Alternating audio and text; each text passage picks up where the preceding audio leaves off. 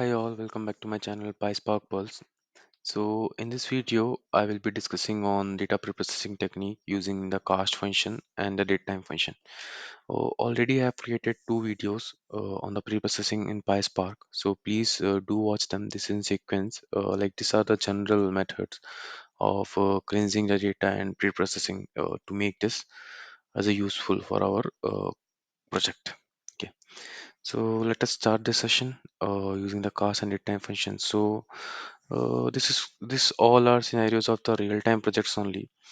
So like generally if we get data in the form of CSV or some JSON formats or in which format in which where the structure is not defined, right? So the Python the PySpark will consider all the data types as a string column. Okay, so in that case, we need to cast them into a certain type. If it is an integer type, if it is a double type, or if it is a date type, or it's a timestamp column, we have to cast it accordingly to avoid the inconsistency in the data, right? So like there are several methods will PySpark provides to do this type of casting. So there are some methods which I have listed. For example, if you want to cast as an integer or a long, so we can use this syntax df.with column call string column will provide here and dot cast int. If you want to drop that column, then we can same in the same line with dot drop and drop the string column name. Okay, then casting to double or float. So we can cast as double dot cast as string, and timestamp column we need to give two timestamp function. We have to import this, and then we need to give the timestamp column name and give the format in which format we want this timestamp function to be looked as. Okay, so this is a technique to cast certain columns according to our requirement or the client requirement what he gives. Now these are the very important functions, the datetime functions, which is very crucial actually for any kind of projects. Okay, whether it is a PySpark project or a Python project, Java project, or any project you can see, like wherever data is involved, as a data engineer, handling date time is very important actually for any kind of analysis which a data analyst or any kind of predictions with a data scientist which they are going to do. This handling of this date and time is very necessary, which is done by the data engineers. So uh, let us discuss some of the scenarios. For example, there may be scenario we need to convert the strings to timestamp, because generally we'll be getting data in the form of strings only. Then extracting some of our date components such as year or month. Okay, so this can be the syntax. This already we have discussed about timestamp. So this can be the syntax year, then call and provide the uh, date, date column. Okay, then calculating the date difference that we can do. Okay, then handling the date literals like adding some date, okay, to the date column, then formatting the dates according to format what we want. So all these things are required. This format we can give, like we can check on the internet like what are the formats and what are these variables discussed. So like these are the basic things that we should keep in mind by handling datetime function. And now let's jump into our PySpark notebook in a Databricks and do the hands-on on some of the real-time examples. And one of the comment recently I received that please do share about the interview questions. So like currently I'm giving the basics, and all these are very important in the interview perspective also. On the basis of interview, I will be creating a separate playlist and add more videos. So yeah, I've started working on it and it will be coming soon.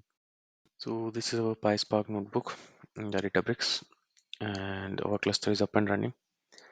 So let us handle the first scenarios, casting string to teacher. This is our data and schema. Here we are creating data frame, and here we are casting our plies str column into the int variable. So we will be printing a schema before and after. Let us see. As you can see, the price str is string and price in teacher is it is an int value. The value here we can't say is much difference, but how it stores the data internally and how the function which we apply is going to work. So many things will be depending on the data type. So it is very necessary to make the column data type in a consistent way. Okay.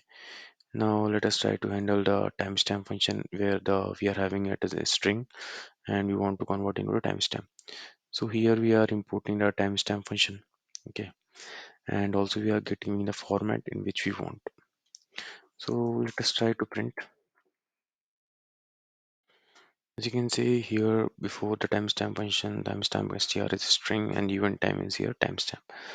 That I've given function name column name as event time. So that is very important type of function. As you can see, like year we need to extract or month we need to extract. So that we can do only when it is of correct format. We can't do it with the string format of the data. You can see here. So similar data, and we are creating a data frame, converting a timestamp, and now we are trying to extract the event year and event month from this. It is coming very accurately, right? So we can get this event year and year month from this function. We can use year and month, which we are importing it from the PySpark.sql.functions. So this is one of the use case that we generally, do in the real-time project. Now, whenever we want to calculate a time difference for doing some analysis, and we are having a timestamp, and directly, like without conversion, also we can do using this unique timestamp function. See, this start session and session is string, but using this unique timestamp function, we are getting a difference. This is in seconds. So yes, we can do like this also. Now to convert in minutes, we can divide by 60 and do the execution to get in minutes. Okay. Then even you want to calculate a date difference between the two dates. Currently here I am considering the current date and the event dates. Okay. If you want to calculate that date difference also, and if you want here I'm filtering it also. So like basically I'm using two transformation. Okay, getting date difference and then filtering it to get a recent date, like recent source where date difference is less than 10 or equal to 10. So in that scenario which I'm printing. Okay. And for the future date, if you want to do some prediction and data scientists want to do some modeling and all, so that we can also do with the help of this date add function to the current date and 7.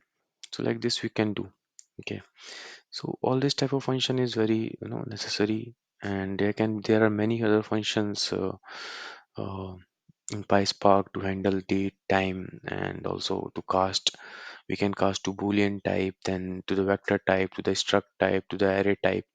So all these things we can do in our real-time projects, and that will be very handy once you practice all this.